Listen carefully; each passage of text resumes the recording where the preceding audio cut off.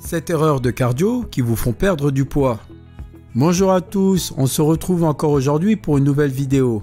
Alors vous faites votre jogging tous les matins et pourtant vous ne perdez pas de poids. Pire, vous en gagnez. Ce n'est peut-être pas aussi surprenant que ça.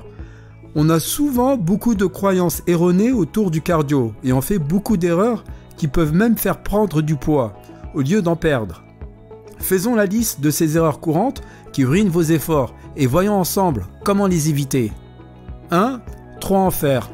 Là, vous vous dites sûrement, ça n'a pas de sens. Si je fais plus d'exercices, je perds plus de poids. Eh bien non, ça ne marche pas aussi simplement que ça. En fait, en faisant trop d'exercices, et en particulier de cardio, vous stressez votre corps. Comme le montre l'expérimentation d'Al-Ghadir, le taux de cortisol augmente lorsque l'on se met au sport de manière régulière. Et au cas où le nom ne vous dit rien, on appelle aussi la cortisol l'hormone du stress. Chez les sujets de l'étude, après 4 semaines de marche sur tapis 3 fois par semaine, le taux de cortisol a plus que doublé. Le problème avec l'excès de cortisol, je dis bien excès, c'est qu'elle entraîne des gains de poids. D'abord à cause de son action sur d'autres hormones comme l'insuline, conduisant à plus de stockage de la graisse consommée, mais aussi, comme l'expliquent Chao et ses collègues, parce que le stress conduit à des comportements alimentaires néfastes, tels que l'hyperphagie, le fait de manger de grandes quantités de nourriture très vite et souvent de manière incontrôlée. En gros, en faisant trop de cardio, vous augmentez votre appétit et votre envie de manger, même sans faim, et vous stressez votre corps qui risque de stocker plus facilement la graisse. La solution ? Prenez 2 jours de repos par semaine au moins et dormez suffisamment. Vous n'allez pas me dire que c'est difficile d'en faire moins. Si ? Il est courant, quand on débute notamment, de croire qu'il y a un effet balance direct entre le cardio et les calories consommées. Comme s'il était si facile de perdre les excès juste en courant ou en faisant du vélo.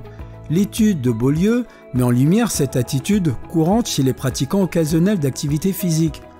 Plus on pratique, moins on a l'envie et l'appréciation des aliments riches en gras, alors même que les sportifs très occasionnels consomment quasiment autant de nourriture que les athlètes. Ce que cela montre, c'est qu'un corps sportif sait ce qui est bon pour lui et que le pratiquant connaît et gère ses besoins, tandis que le coureur du dimanche, pas besoin d'en dire plus. Je ne suis pas en train de vous conseiller de pratiquer énormément de cardio comme des athlètes, ça serait complètement contraire à mon premier point. En fait, il suffit d'avoir une activité physique modérée pour voir ses envies de nourriture grasse baisser en même temps que les quantités consommées et sa graisse corporelle.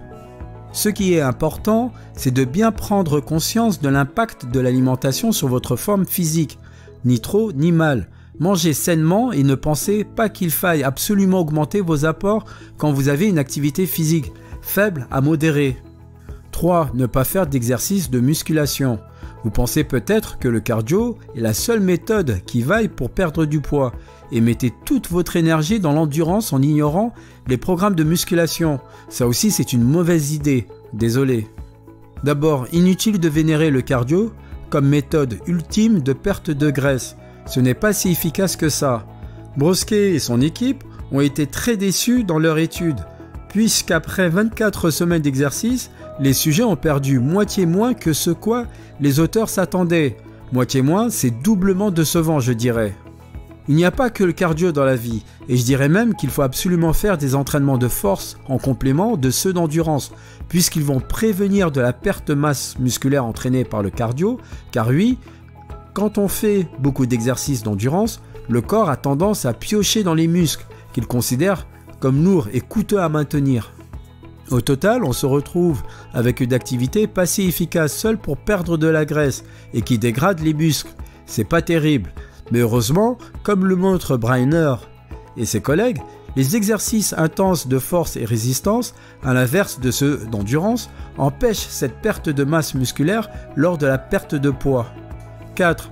Se contenter de la même activité de la même manière. Un peu comme il faut alterner entre endurance et résistance, il est important de varier sa manière de pratiquer du cardio. Quand on fait en boucle la même chose, le corps s'améliore dans le sens où il va consommer de moins en moins d'énergie pour produire le même effort. Et oui, ce qui marche avec la pratique d'une langue étrangère par exemple, marche aussi pour le cardio.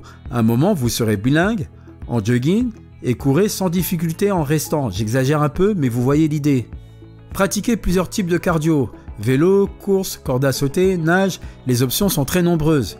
Et même en faisant votre type d'exercice préféré au cours de la session, surprenez votre corps de temps à autre. Par exemple, en sautant du tapis de course pour faire quelques minutes de corde à sauter avant de repartir sur votre running. 5. Faire trop simple. Puisqu'on parle de variété, on peut aussi parler d'intensité. Est-ce que vous ne vous reposez pas un peu sur vos lauriers quand il s'agit de faire votre cardio? L'acte physique doit toujours être un peu difficile. C'est comme ça qu'on sait qu'elle est efficace. Un indice évident que votre activité n'est pas suffisamment intense, vous la pratiquez tout en textant vos amis ou en prenant des jolies photos de votre nouvel ensemble. En plus d'être dangereux, il est évident que si vous pouvez faire autre chose en même temps que votre cardio, c'est que la difficulté de celui-ci est en dessous de ce qu'il faudrait pour être efficace. Je ne parle pas simplement de vous mettre à l'entraînement par intervalle à haute intensité, HIIT, même si c'est un type de cardio que j'aime beaucoup, mais bien de pousser un peu vos limites, quelle que soit votre activité. Courez plus vite, conduisez votre vélo sur une côte un peu plus raide, sautez plus rapidement, faites plus quoi, vous en êtes capable. 6. Pratiquer son cardio en fin de jeûne. J'en ai déjà parlé dans d'autres vidéos. Le cardio est une activité qui demande beaucoup d'énergie sur une période prolongée. De ce fait, d'après plusieurs études analysées par Newman, si vous faites votre séance sur une période où les taux glycémiques sont bas, comme c'est le cas en fin de jeûne, alors vous allez plus dégrader que construire du muscle. Ce parce qu'en l'absence de glucose dans le sang avec une activité physique prolongée, le corps oxyde les acides aminés contenus dans les muscles pour les convertir en glucose. La masse graisseuse, elle, risque alors de ne pas tellement bouger. Comme le disent Paoli et ses collègues dans leur étude, prenez au moins un repas léger avant de vous lancer dans votre jogging du matin. Ou bien si vous pratiquez le jeûne intermittent, faites votre cardio en milieu de jeûne, quand il reste du glucose à disposition dans votre sang. Alors pour finir, 7. Passez l'échauffement. En voilà encore une mauvaise idée décidément. L'échauffement est d'abord nécessaire pour éviter toute blessure. C'est une sécurité dont vous ne pouvez pas vous passer. Je sais qu'en vérité, je ne vous apprends rien ici. Ce qu'on sait moins en revanche, c'est l'impact sur les performances. Après 32 études analysées, Fradkin conclut en effet que l'échauffement entraîne une amélioration des performances. Qui dit meilleure performance, dit meilleure perte de poids. Alors échauffez-vous. Pour résumer, on pourrait dire que le cardio, comme la nourriture, c'est une affaire de dosage et de variété. En évitant ces 7 erreurs, il n'y a plus de raison que vous preniez du poids en faisant votre cardio. Si cette vidéo vous a aidé, je vous invite à y laisser un pouce en l'air. Au passage, n'oubliez pas de vous abonner pour ne pas manquer les prochains conseils qui rendront vos efforts physiques toujours plus efficaces.